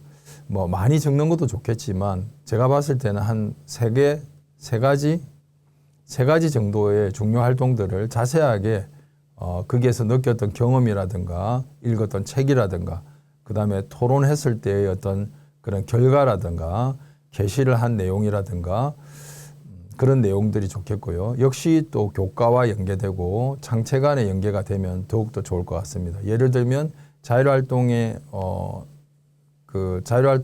실시한 무슨 생명 존중 교육 내용 중에서 일부를 가져와서 거기에 대한 어떤 토론, 그 다음에 법률적인 어떤 부분들 이런 것들을 친구들과 토의한 내용, 또 그럼으로써 알게 된 내용, 그 다음에 읽은 독서 이런 것들이 같이 있으면 더욱더 좋을 것 같습니다. 자, 예를 하나 가져와 봤습니다. 동국대학교 학생부 종합전형 가이드북에 있는 진로활동의 내용입니다. 진로활동 진로 관련해서 글쓰기 활동을 한 내용인데요. 한번 살펴보겠습니다. 국립과학수사연구소의 화학과 연구원을 주인공으로 하는 자전적 소설을 썼습니다. 2쪽짜리 짧은 소설이지만 구성이 완벽하여 한 편의 수사 드라마를 보는 듯 했다. 메소밀, 메틸알코올, 안정동위원소 등 전문 용어들을 작품에 자연스럽게 녹여냈고 이 밖에도 국가수 연구원으로서의 주의할 점, 연구원들의 트라우마도 소재로 사용한 점이 인상적이었다. 이와 관련하여 환경 프로젝트 활동에서 안정동위원소를 중심으로 한 환경과학 수사에 대해 자율탐구를 진행해서 발표했습니다.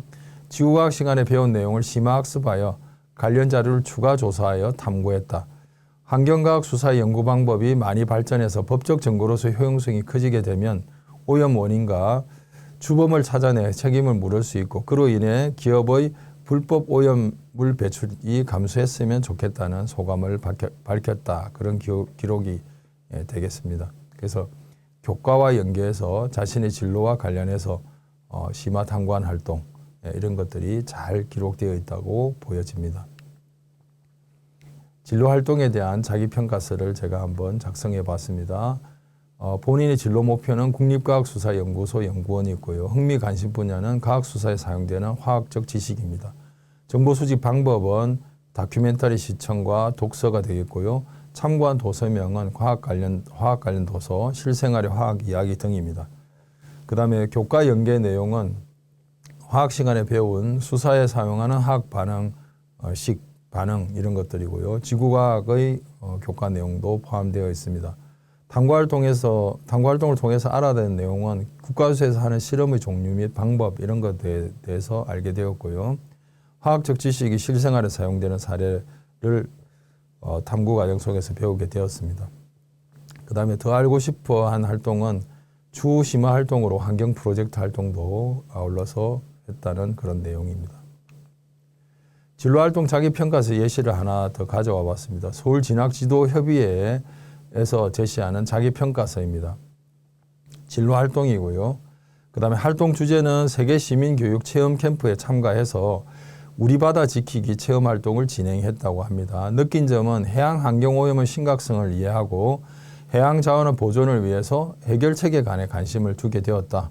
학생의 진로 분야는 신소재 공학이고요. 그 다음에 관심 분야가 생분해성 플라스틱 개발 과정과 화학적 분석입니다. 담당 교사의 피드백은 이 내용이 좀 어렵기 때문에 다수의 선행 학습이 필요하다 이렇게 이야기를 하고 계시고요. 그 다음으로 심화 활동 및 자기평가에 가서는 활동 주제가 분해 조절이 가능한 플라스틱 제조 방법에 관한 연구 논문 탐색이고요. 활동 내용은 생분해성 플라스틱에 대한 여러 가지 내용들을 이렇게 살펴본 내용입니다. 그 다음에 배운 점은 옥수수 전분 및 식물의 어떤 그런 식물 기반의 플라넥스트 소재가 대체제로 가장 적합하다 이런 거를 배웠고요. 그 다음에 자기 평가로 우수한 부분을 기록한 부분은 생분해성 플라스틱 심화 활동을 통해서 기술 발전의 중요성과 인류가 당면한 문제에 대한 적극적인 자세를 가져야 되겠다고 생각을 했다고 합니다. 그 다음에 보완할 점은 논문을 이해하는데 화학적 개념과 개념 분석이 어려워서 선생님에게 도움을 이렇게 요청을 했다 하는 부분이고요.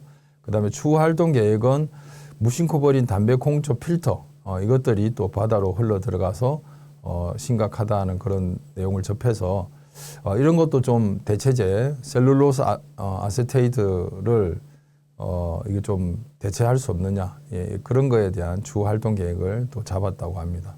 상당히 모범적인 자기평가서가 되겠습니다. 다음으로 가장 중요한 교과 세분 능력 및 특기사항에 대한 내용입니다. 가장 중요한 것은 교과 수업의 원리 이해, 그 다음에 사고력, 탐구력이 좀 발현이 되었으면 좋겠다.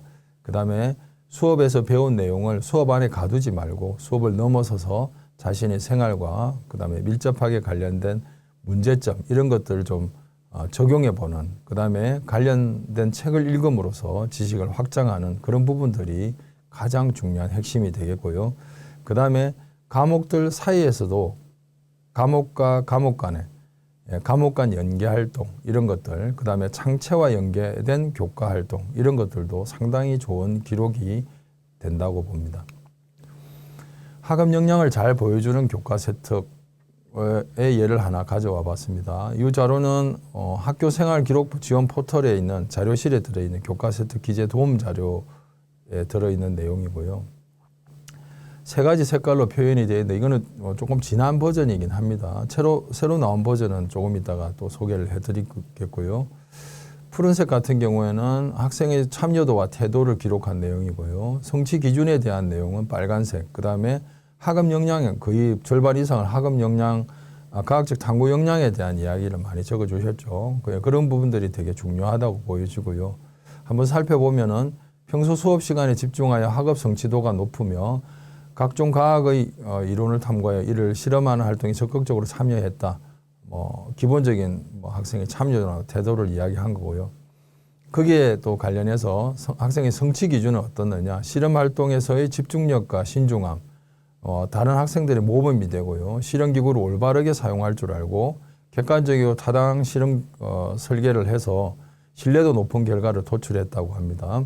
그 다음에 실험 절차와 결과를 논리적인 글로 남기고 친구들과 공유해서 협력적인 모습을 보였다 하는 기록이고요. 그 다음에 과학적 탐구 역량에 대해서는 중력가속도를 이용한 학교 건물 높이 재기 실험에서 통제 범위를 꼼꼼히 이렇게 최소화해서 신뢰도 높은 오차범위 10% 이내의 결과를 도출했다는 내용이고요.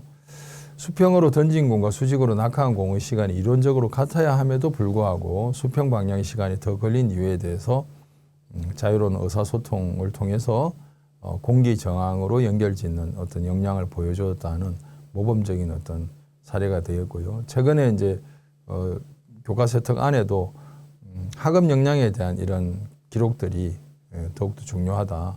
지나친 진로 관련한 활동들은 좀 지양하는 것이 좋지 않느냐 이렇게 앞서도 말씀을 드렸습니다. 교과활동 자기평가서를 제가 다시 한번 앞선 내용에 대해서 한번 적어봤습니다.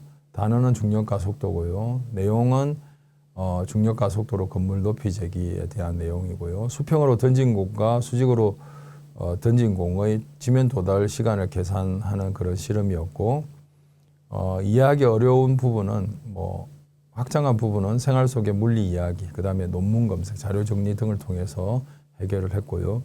그 다음에 모든과 집단 토의를 통해서 원인을 파악하는 데 주력하였습니다. 더 알고 싶어서 탐구한 내용은 공기 저항에 대한 어떤 사례들을 주로 다시 찾아보는 그런 사례들이 있었습니다. 지금 보이고 있는 부분이 최근에 이제 발표한 교과 세트 기재 도움 자료 149페이지에 나와 있는 도움 자료가 되겠고요. 한번 살펴보겠습니다.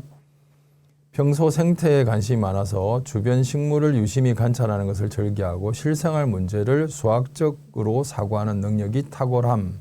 그래서 선생님께서 교사가 이렇게 총평을 한 부분이고요. 그 다음에 다항식의 사칙 연산에 대한 성질을 정확하게 이해하고 설명을 했다. 이것은 이제 학생의 그 밑에 보이는 교육과정 성취 기준에 있는 상해에 해당되는 그런 성취를 보여주었다 하는 내용입니다. 학생이 교과 수업 시간에 뭘 배웠다는 게 분명히 나와져 있죠. 어느 정도 수준이라는 것도 이야기를 하고 있습니다. 모든 프로젝트 활동에서 아마 수행평가 되겠죠. 나뭇잎의 넓이와 다항식이라는 주제를 선정하여 분기별로 식물의 다양한 자료를 수집하고 계절과의 상관관계를 파악했다. 특히 표를 작성하여 자료를 정리하고 내용을 수식으로 설명하려고 노력하며 다양식을 활용하여 탐구한 결과를 실생활에 활용하는 방법까지 정리하여 발표하였다라는 수행 과정과 어떤 결과에서 보여지는 학생의 특성을 자세하고 구체적으로 잘 기록해 주셨다는 느낌이 듭니다. 그 다음에 학생의 역량에 대해서는 관심 분야와 수학을 연결하는 활동에서 창의적이고 통섭적인 면모가 두드러진다. 아울러 친구들의 이야기도 진지하게 경청하는 등 원활한 소통을 위한 태도가 아주 훌륭하다. 이렇게 역량 부분에서도 선생님의 칭찬이 기록되어 있습니다. 세부 능력 및 특기 사항에 대해서 대학은 어떻게 보고 있느냐에 대해서 잠깐 이야기를 하려고 합니다. 서울대 학종 가이드북에 나와 있는 내용을 한번 살펴보겠습니다. 학교생활 기록부의 세부 능력 및 특기 사항은 학생의 교과별 학습 활동 내용을 판단할 수 있는 부분입니다. 또한 학생의 교과별 성취 기준에 따른 성취 수준의 특성 및 학습 활동의 참여도 자기주도적 학습에 의한 변화와 성장 정도가 잘 나타나 있는 중요한 부분이기도 합니다. 기재된 교재나 수업 내용, 토론, 발표, 그 안에서 보인 학생의 노력, 과제 수행 내용 등을 통해서 학생이 수업에서 학습한 내용과 수준을 파악하고 단순히 교과 성적 수치로 볼 수 없는 학생의 역량을 살펴보고 있다. 이렇게 이야기하고 있고요. 예를 들어서 수학 교과 중에서 통계 부분의 강점을 보이는 등 이런 것들은 수치로 표현되지 않는 부분인데 세특에서 찾아볼 수 있다. 그런 내용이라고 보시면 되겠습니다. 세특에 대한 세부능력 특기 사항에 대한 제 개인적인 이야기를 조금 하겠습니다. 학생들은 기본에 충실해서 접근을 해야 되겠고요. 교과서를 충실히 좀 읽어서 교과서 안에서 나오는 그런 기본 원리, 그 다음에 검증, 그런 것들에 충실하게 한번 파악을 해보시는 게 좋을 것 같고요. 각 단원의 읽기 자료에 보시면은 상당한 그 실생활 자료 같은 것들이 다 적용이 되어 있습니다. 그런 것들 중에서 탐구 주제로 하나 이렇게 선정을 해서 활동을 하는 것도 좋을 것 같고요. 수업 시간에 배운 기본 원리를 더욱더 깊이 있게 좀 뒤집어 본다거나 다르게 좀 생각을 해본다거나 그것이 정확하게 맞는 건지 혹은 다른 식으로 사고할 수는 없는 건지 이런 것들에 대한 깊이 있는 활동이 좀 있으면 좋을 것 같고요. 그 다음에 교과서 밖에 있는 어려운 거, 대학생들이 하는 실험 이런 것들은 지양하는 것이 좋지 않느냐. 그런 것들은 충분히 대학 와서 하시면 되고요.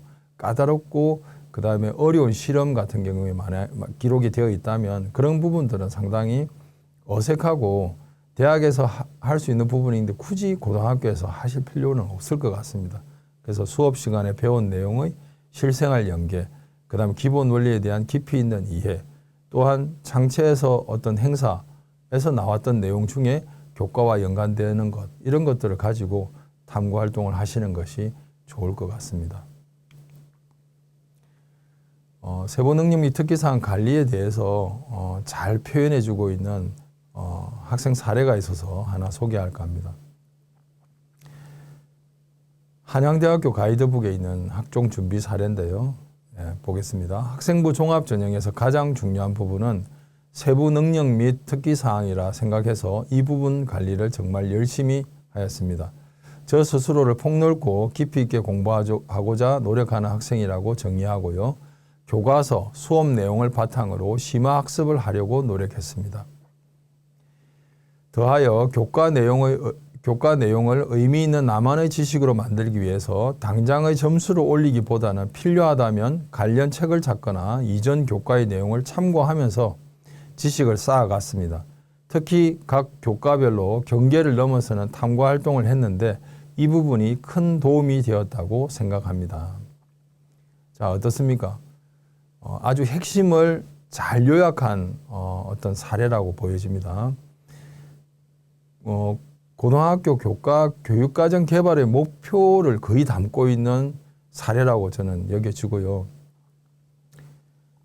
이런 사례 중에서도 학생이 지식을 학장 후에 이해 부족한 부분을 어떻게 해결을 했느냐, 그 다음에 새롭게 배우고 느낀 점은 뭐냐, 그 다음에 실패를 어떻게 극복했느냐, 이런 과정들도 상당히 중요한 부분이라고 생각이 들고요.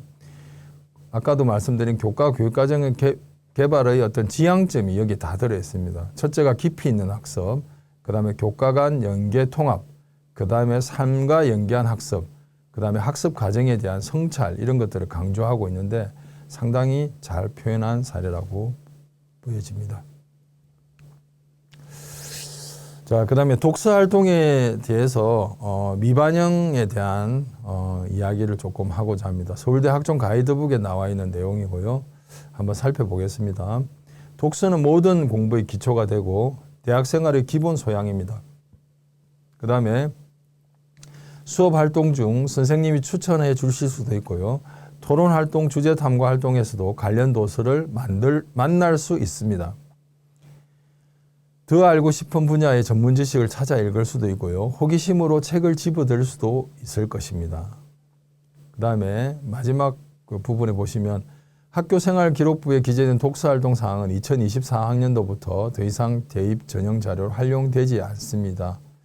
독서활동 내에 대학 입학 전형에 직접적으로 활용되지 않더라도 독서를 통해 길러진 다양한 역량들은 여러 영역에서 반드시 드러나게 돼 있다. 이렇게 이야기를 하고 있고요. 서울대학교는 독서를 통해 생각을 키워온 큰 사람을 기다린다. 이렇게 노골적으로 이야기를 하고 있습니다. 그래서 독서에 대한 제 개인적인 의견을 말씀드리자면 모든 공부의 기본이 된다. 그래서 토론, 주제 탐구 활동에 꼭 포함을 시켜서 하시라는 점입니다. 교과 활동과 연계된 독서 기록 가능하니까요. 참고 도서, 또 교과서에 보시면 제일 교과서의 마지막 부분에 보시면 참고 문헌 같은 것이 소개가 되고 있잖아요. 그런 것들 참고해서 참고 도서 꼭 포함시키시는 게 좋을 것 같습니다. 저도 이제 생기부 이렇게 학생부 컨설팅을 다니다 보면 학생들이 이제 그 독서 사항이 좀 이렇게 장체나 그다음에 교과 세부 능력 및 특기 사항에 들어가면은 상당히 그 활동의 깊이도 보여지고 무엇인가 기반이 탄탄한 그런 어떤 활동이다 이렇게 여겨지는데 그런 독서가 하나 없이 어떤 활동을 했다 이런 것들은 약간 의심이 가는 그런 부분들도 있습니다. 그래서 꼭 독서를 포함할 수 있도록 하시고요. 장체에도 그다음에 교과 세특에도 꼭 한두 권 정도는 들어갈 수 있게끔 해주시는 게 좋을 것 같습니다. 자, 차별화된 학생부 기록은 어떤 것이 있을까? 제가 작년 강의에서는 요 표와 비슷하지만 하나 추가된 내용이 있습니다. 저기 추후 독서와 심화 탐구하는 부분을 추가를 했고요. 그래서 어떤 배움의 그런 확장들이 계속 이어져 나가야 한다는 내용들을 좀 말씀을 드리고 싶고요.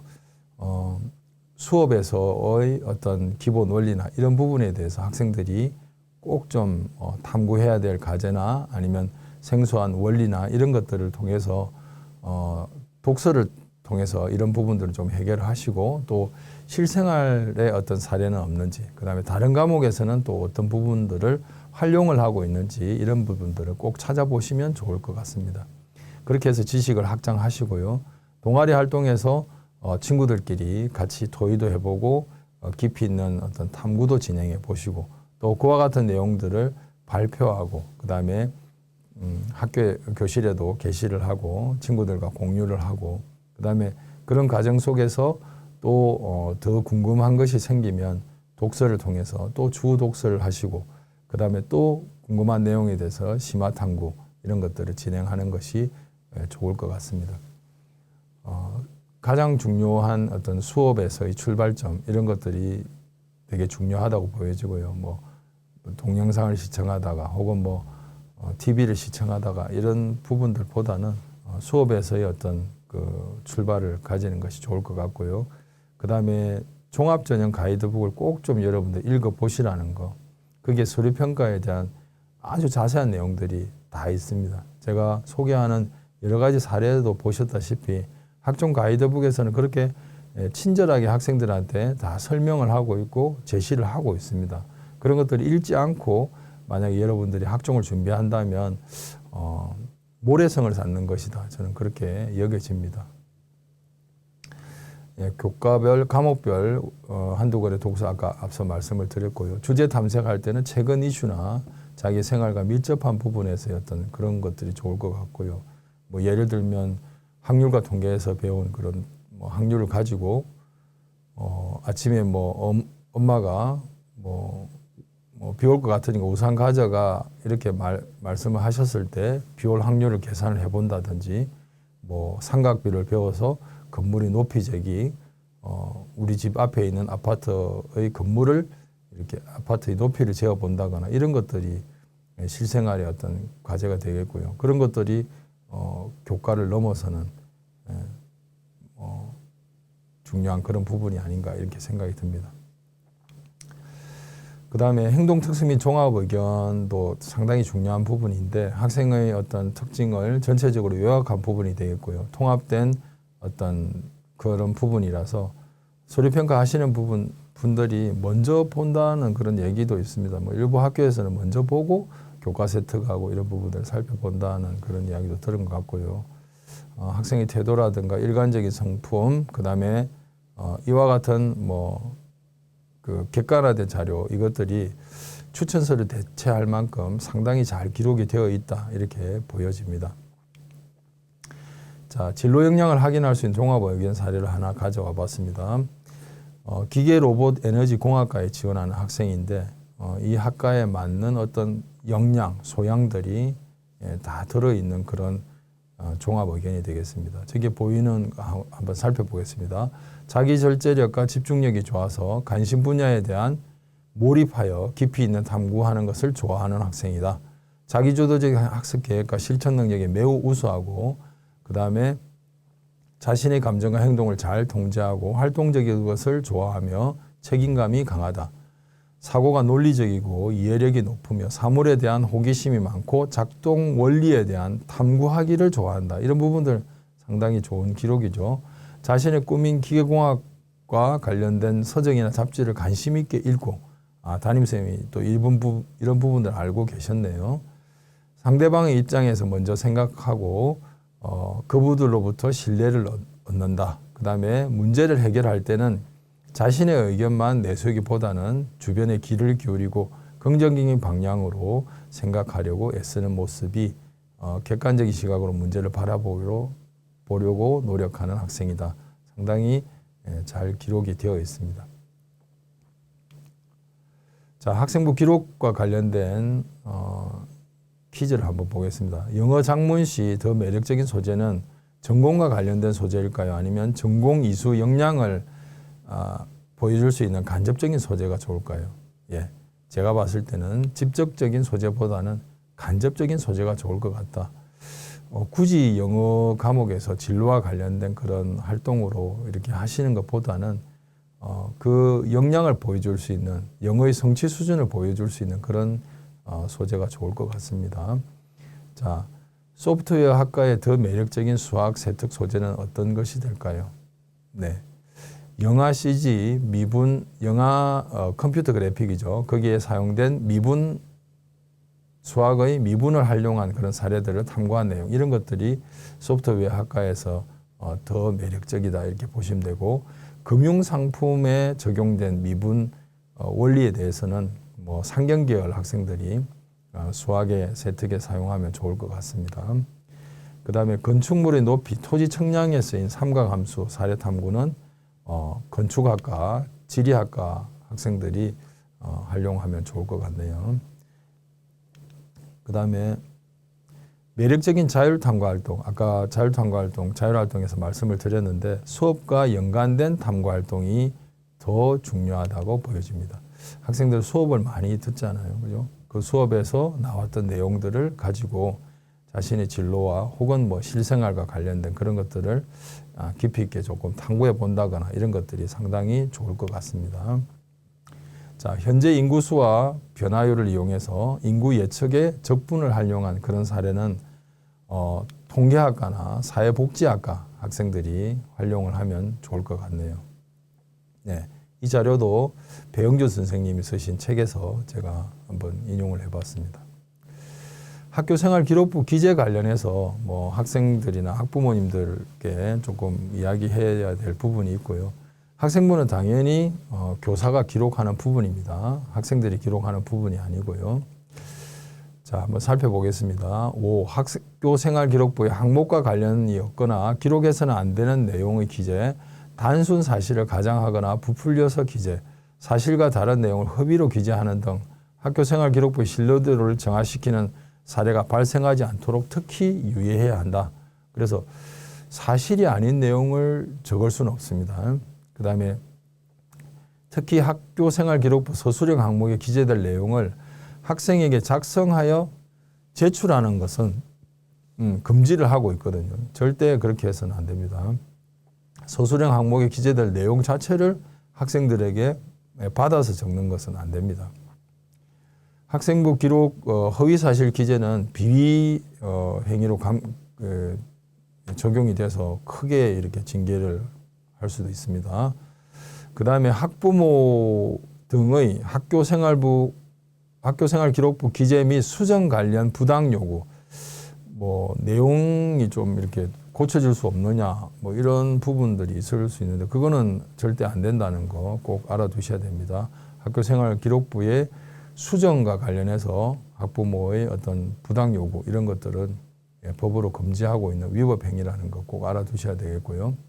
그 다음에 학생부 기재 금지 사항은 뭐 다 알고 계시겠지만 부모의 사회적 경제적 지위를 암시한다거나 그 다음에 뭐 대학명, 강사명, 기관명, 상호명 이런 것들 적을 수 없고요. 교내대회 자격증 참여 실적 이런 것도 기록이 되지 않습니다.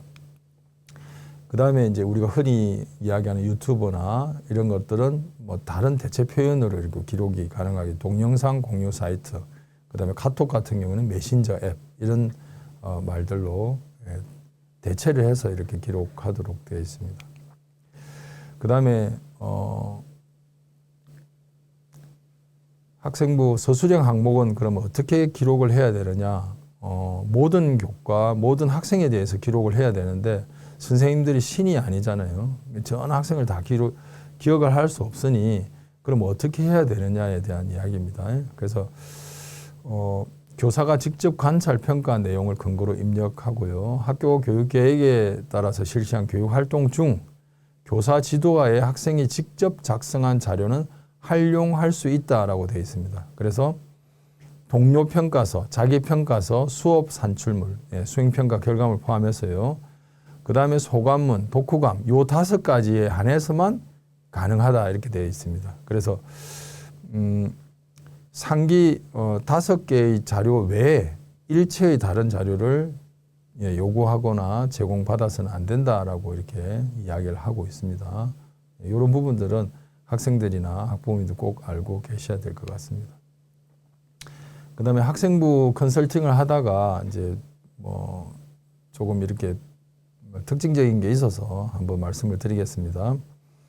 분명 이제 학생부 기록은 담당 교사에 의해서 혹은 담임선생님에 의해서 기록을 하는데 마치 학생의 기록인 것처럼 여겨지는 그런 표현들이 있어서 잠깐 소개를 하려고 합니다.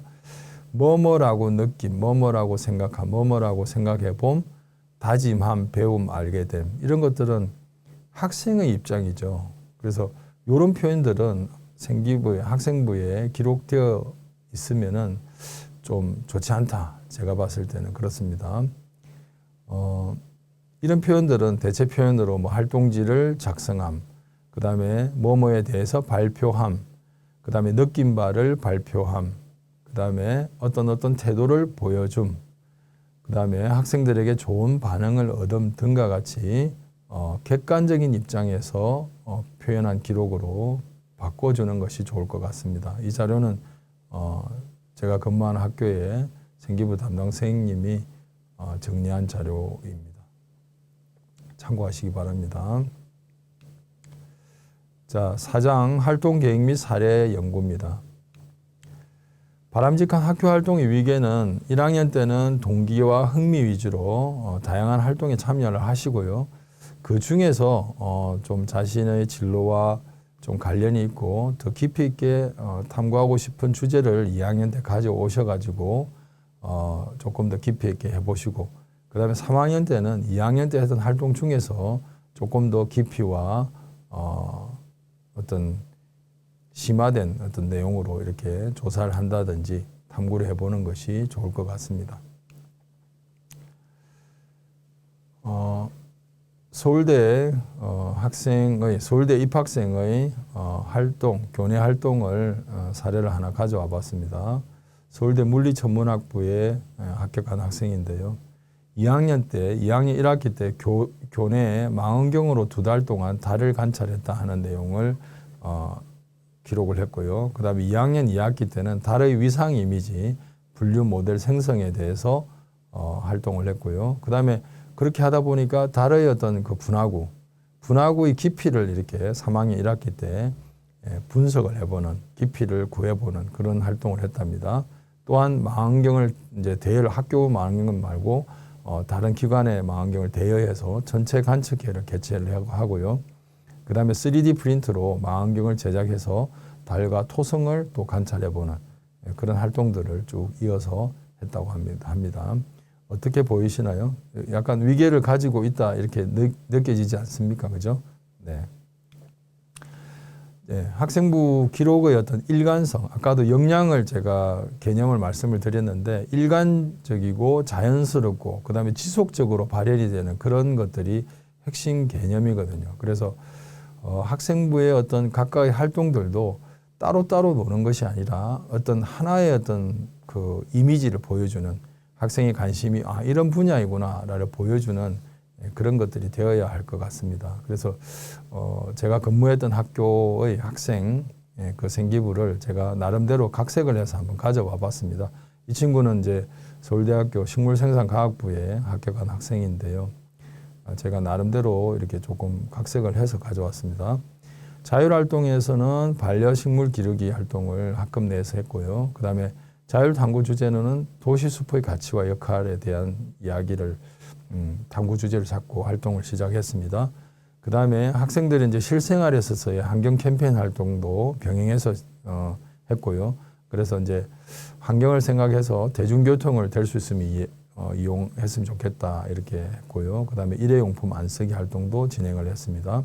동아리 활동에서는 식물의 미세먼지 정화 능력 실험을 깊이 있게 좀 했고요. 그 친구가 이제 측정 요원으로 다 이렇게 활동을 했습니다. 그 다음에 미세먼지 농도 차에도 학교 운동장, 그 다음에 교실, 그 다음에 학교 뒤편 이제 숲속에서 이렇게 일주일 동안 아침, 점심, 저녁 다 측정을 해서 유의미한 결과를 가지고 토의도 했고요. 진로 활동에서 이제 그런 어떤 토의도 이루어졌고, 그 다음에 진로 활동에서 독서로 이제 정화식물에 관련된 독서를 했고요. 그 다음에 세특에서는 이제 생명과학과 화학 분야에서만 이런 내용들을 이야기를 했습니다. 생명과학에서는 식물의 호흡, 그 다음에 화학에서는 식물의 호흡을 할 때 화학 반응식에 대해서 한번 구해보는 그런 활동을 진행을 했었습니다. 자, 학교 활동 사례를 또 하나 소개하겠습니다. 서울대 교육학과의 학생인데요. 1학년 때부터 다양한 어떤 일상의 흥미와 관심에 대해서 활동을 했다는 내용이 있습니다. 1학년 활동에 대해서 제가 말씀드리고 싶은 것은 진로를 폭넓게 좀 잡으시고 너무 1학년 때부터 나는 의대 갈 거다 해서 의대 의치한 이렇게 고집하시지 마시고 이과 계열은 물리 같은 것도 선택을 2학년 때 하셔야 되겠죠. 나중에 어떻게 될지도 모르고 물리는 아까 또 그 권장 과목에 포함되어 있었습니다. 그죠? 그 다음에 활동의 동기가 되게 중요합니다. 왜 이 활동을 하는가에 대한 거, 수동적인 입장이 아니라 어떤 동기와 목적을 가지고 활동을 좀 해주시기 바랍니다. 학생의 그 특이한 점은 궁금증하고 문제의식을 가지고 항상 머릿속으로 이런 질문들을 계속 되뇌었다고 합니다. 그것이 제가 봤을 때는 아주 좋은 어떤 주제로 이렇게 되었다라고 느껴집니다. 2학년 때 이 학생의 활동을 보면 상당히 이렇게 잘 구체화되어서 진행이 되었다라는 게 보여집니다. 한번 살펴보겠습니다. 궁금증과 문제의식을 교과 수업과 비교과 활동을 통해서 해소를 하고 있다라는 내용이고요. 그 다음에 교육 불평등 문제하고 인공지능의 학습 이런 것들을 과목별로 이렇게 찾아본 과목별로 글쓰기 활동이나 탐구 발표 활동으로 하고 있습니다. 그 다음에 기후위기를 배웠는데 왜 급식을 남기냐, 이런 환경교육 어떻게 하면 실효성 있는 환경교육이 될까, 이런 부분들도 활동을 했고요. 그 다음에 제일 마지막에 보면은 학교 기자단 활동을 통해서 급식실 잔반 현황을 취재해 보고요. 그 다음에 기후위기 대응 세계 시민 포럼을 통해서 환경교육 프로그램을 계획한 후에 발제를 했다. 그런 내용들이 들어 있습니다. 그래서 2학년 때 활동에 대해서는 제 개인적인 생각은 가장 중요한 시기라고 보여지고요. 진로 관련 활동 및 실험이 가장 많은 시기다. 그 다음에 1학년 활동 중에서 선정을 하는 것이 좋을 것 같고요. 교과 간, 장체 간 연결을 해서 활동을 하는 것이 좋을 것 같습니다. 자, 3학년 활동입니다. 학생의 어떤 그 활동들이 결실을 맺는 시기고요. 그 다음에 2학년 때 했던 활동들의 심화 내지 보완, 그 다음에 자신의 강점과 역량의 방점을 주고 자신의 이미지를 좀 돋보여줄 수 있는 그런 활동들이 되었다고 보여집니다. 사례 활동에 대한 제가 이제 그 한번 이렇게 학년별 활동들을 이렇게 한번 정리를 해봤습니다. 앞서 내용들을 1학년 때 한 활동들, 2학년 때 한 활동들, 3학년 때 활동들을 이렇게 한번 정리를 해보니 학생이 상당히 세부적으로 그다음에 지속적으로 일관되게 뭔가 활동을 하고 있었다는 것이 보여집니다. 다음은 수업량 유연화 자기평가서 사례인데요. 상당히 좋은 내용입니다. 결정적 학생부 디자인북이라는 그 최진규 선생님의 어떤 그 책입니다. 책. 그러니까 학생부 종합 전형을 준비함에 있어서의 어떤 학생부를 어떻게 디자인해야 될 것이냐. 각 파트별로 어떤 그런 기록지들이 많이 들어있는 활동 계획서, 활동서라고 보시면 될 것 같습니다. 그래서 활동의 순서를 살펴보면 처음에 탐구를 준비할 때 관심 분야, 나의 관심 분야는 네트워크와 그다음에 현재 이제 산업 생태계, 네트워크 시스템으로 인해서 산업 생태계, 소비 산업 생태계가 구성되어 있다. 그런 내용이고요. 교과 간의 어떤 그런 내용들은 언어와 매체에서 나왔던 내용, 정보라는 과목에서 나왔던 내용, 영어의 어떤 그 수업 안에서의 그런 지문의 내용 이런 것들이 포함되어 있었고요. 주제는 그렇게 해서 네트워크 기반으로 초연결 사회에 대한 그런 탐구 활동이 되겠습니다. 그다음에 독서 활동으로는 네트워크 마케팅 관련한 도서를 한 3권 정도 읽었고요. 그다음에 이제 그 탐구의 어떤 그 과정에서의 친구들과 의견 교환을 통해서 초연결 사회, 그다음에 네트워크의 어떤 활용 이런 거에 대한 다양한 사례들을 통해서 그런 지식을 폭넓게 좀 알게 되었다라는 그런 내용이고요. 그다음에 이런 토의를 통해서 자신의 분야와 어떤 것들이 이렇게 좀 활용할 수 있느냐, 어떤 것들을 내가 배워야 되느냐 하는 거에 대한 이야기가 있었고요.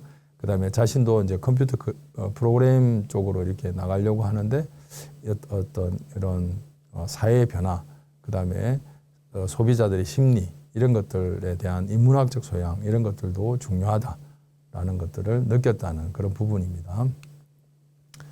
자, 본격적으로 이제 그 나의 활동을 계획할 때는 우리가 자신의 관심이나 흥미 분야가 어떤 것인지 정확하게 한번 파악을 해보시고요. 그 다음에 최근에 나왔던 어떤 이슈라든가 문제점 이런 것들은 상당히 좀 살펴볼 필요가 있습니다. 그래서 자신의 진로와 연관이 되면 좋을 것 같고요. 그 다음에 그런 부분에 대해서 문제 해결을 어떻게 하는 것이 좋은가 이런 부분들도 좋을 것 같습니다.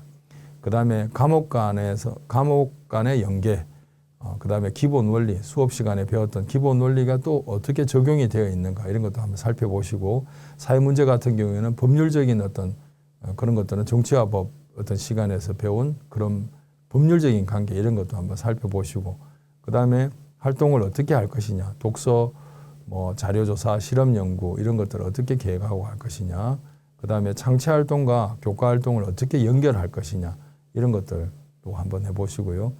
전반적인 활동 과정들을 머릿속으로 한번 쭉 리허설을 한번 해보시는 것도 좋을 것 같습니다. 자, 마지막으로 이제 월별로 활동 내용하고 이런 것들을 한번 정리를 해봤습니다. 3월달 같은 경우에는 이렇게 이제 월별로 제가 제시를 하는 것은 학생들이 상당히 힘들어하죠. 내신 관리도 해야 되고, 보고서도 내야 되고, 동아리 활동도 해야 되고, 자기 평가서도 제출하라고 하고, 일이 많다고 아우성인데, 조금 월별로 어떤 그 핵심적인 내용 부분에 대해서 미리 계획을 하고 있으면 조금 더 그런 부담감이 줄어들지 않겠느냐.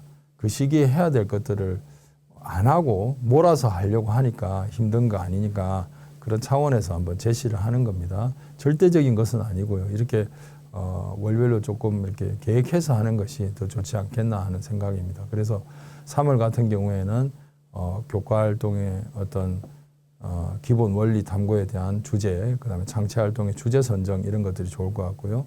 자기 평가서의 초안도 미리 한번 작성해 보는 것이 좋을 것 같습니다. 4월에는 관련 독서나 자료조사, 인터뷰 이런 것들을 진행하시면 좋을 것 같고, 아마 본격적으로 5월 달에 중간고사 전후로 대부분 중간고사 D가 되겠죠. 수행평가 과제 제출하는데 그때 보고서하고 자기 평가서 확실하게 적으셔가지고 기록으로 남겨두시는 게 좋을 것 같고요. 그 다음에 6월도 마찬가지 주 독서 이런 것들이 이어지면 좋을 것 같습니다. 그 다음에 7월 달에는 1학기 이제 수업량 유연화, 융합 탐구 과제 발표 이런 것들을 하겠죠. 기말고사 후에. 그런 것도 상당히 좋은 것이 되겠고요. 1학기 활동도 반성을 하고 어떤 것들을 2학기 때 또 이어서 갈 것인지 이런 것들이 좋을 것 같습니다. 2학기 때 활동들은 1학기 때 활동들의 반복이다 이렇게 보시면 되겠고, 조금 더 심화되게 한다. 같은 과목 같으면 조금 더 심화된 내용으로 가겠다. 이런 것들이 포함되면 좋을 것 같습니다. 네, 종합전형 준비를 위해서 학생들이 충실하게 학교 생활을 하시고요. 앞서 제가 말씀드린 그런 내용들을 잘 상기하시고 열심히 또 충실하게 선생님 지도와 수업에 잘 이렇게 귀담아 들으시고 하신다면 분명히 좋은 결과가 있으리라 생각됩니다. 장시간 시청해 주셔서 감사합니다.